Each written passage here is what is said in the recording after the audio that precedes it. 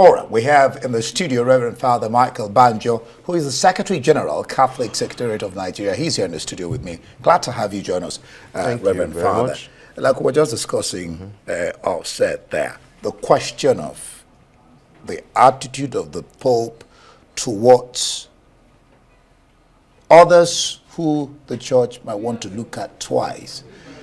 His legacy, inclusivity, openness instead of closeness. She talked there about conservatism and the progressives, and I said politics in the Church. What do you think? What's your perception? Will the Church likely continue with his legacy, or do you think they would deviate from his legacy?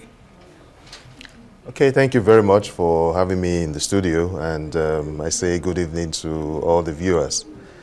First of all, let us start with the legacy. Before we talk about whether the Church will continue or not. You know, and we have heard so many testimonies pointing towards the same direction. You know, that Pope Francis, you cannot talk about him without mentioning the word mercy. He was a man full of mercy. Because that is what the Church stands for. If you find a church without mercy, it is a contradiction in terms. Jesus came to preach mercy. He came to show mercy. He is mercy himself. And that is what the Church and all of us, clerics, must stand for. The message of Pope Francis is that God never tires of forgiving us, no matter what that sin is, as long as we are repentant, just like the story of the prodigal son. He is always willing to welcome us. His arms are open. Look at the cross. Look at the extent to which he went. And that is the Church. In fact, I say to people that the Church exists because of sin and sinners. If there were no sinners, Christ would not have come in the first place. And if Christ had not come, there wouldn't be a church. So the Church is a place where mercy exists fundamentally. So that is one of his legacies. And you cannot talk about Pope Francis without talking about that joyful aspect. In fact, one of his apostolic exhortations is called the joy of the gospel. You know, and when you see him, you see joy radiating around him, because he says that those who accept the offer of salvation are set free from sin, they are set free from sorrow, they are set free from loneliness. It's not as if you won't have problems, but when you have Jesus, you are not overwhelmed. He gives you the grace to remain joyful in the midst of the storm. You know, somebody was saying to me just this evening, he saw the picture of the Pope lying in state, zoomed it and looked at the face, and she smiled and said, even in his death, Pope Francis appears to be smiling. Look at his last appearance on Easter Sunday. He came out to bless the people. You know, even against his doctors. Exactly. So that is who he is. Then you have been talking about inclusiveness. He was taken from the peripheries, and he never forgot where he was coming from. You know, refugees, prisoners, homosexuals that ordinarily you would just sweep aside. He says, no, everybody is welcome to the house of God. Because if you close the door against certain persons because you perceive them to be sinners, what is the hope of salvation? Jesus himself says, I have come not to call the righteous, but I have come because of these sinners. So there is nobody, according to Pope Francis, and that is our faith, who is not welcome into the Church. Then you will talk about his simplicity, you know, carrying his bag, leaving the apostolic palace to live in Casa Santa Marta. And he gave instructions to be buried on the ground with no ornamentation whatsoever, except Franciscus, which is Italian for Francis. Francis, exactly. Yes. In life, also, look at the car he rides in. I remember seeing that video of his visit to the US. The big cars, I don't know what they are called, were there, you know. But they had warned the U.S. government, just as you keep these big cars, keep one small one for him. And that was what he rode in, you know, teaching us, you know, to... humility. Yes, humility, the message of humility. That was very glaring. Look at his shoes, look at his pectoral cross, you know.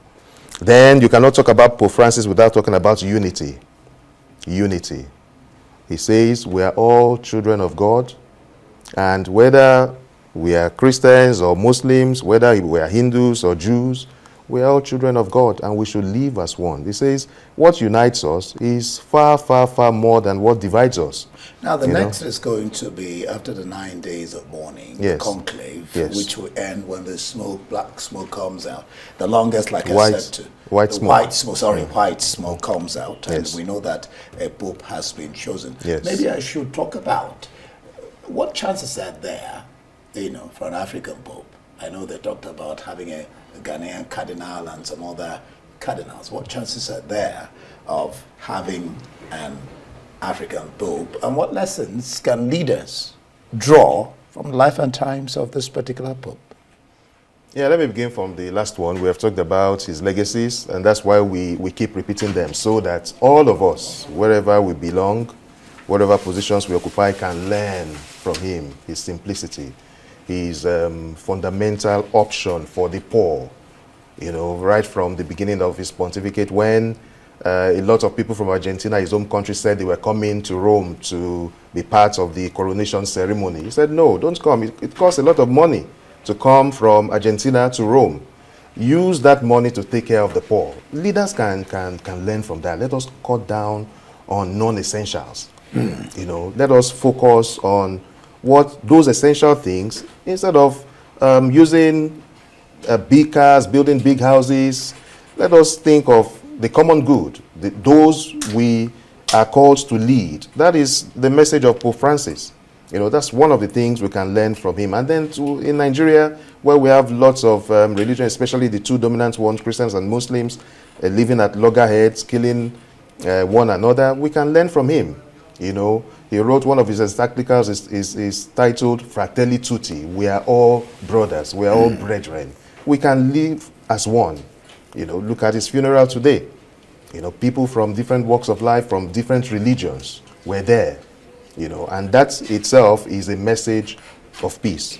But going back to this question of possibility of an African leader, yes, I have been following the trend and people have been talking about this. What I would say is that people should not forget that this is the church we're talking about. Yeah. And positions like that, positions like mine, I'm a priest, positions such as the bishopric, deacons, even amongst the laity, all these positions, we refer to them as vocation. Okay. Vocation is from the Latin word vocare, which means to call. So you can decide, I want to be a priest, but if God has not called you to be a priest, you will not be a priest. So the position of the Pope is also linked to what I'm talking about. It's a vocation. It's a calling. Don't forget that the person we're talking about, the Pope, is the successor of St. Peter, who was called by Jesus Christ. Peter did not choose himself. And it's the same thing we must have at the back of our minds. So whether it's going to be an African candidate, whether it's going to be somebody from Europe, Latin America, only God knows. He was the first Latin American anyway, yes. and a Jesuit and for God that matter. will call the person he deems most suitable for the position. We'll leave it there. Yes. Thank you so much, Reverend Father Michael Banjo, who is a Secretary General, Catholic Secretariat of Nigeria, for being on Newsnight. Thank you.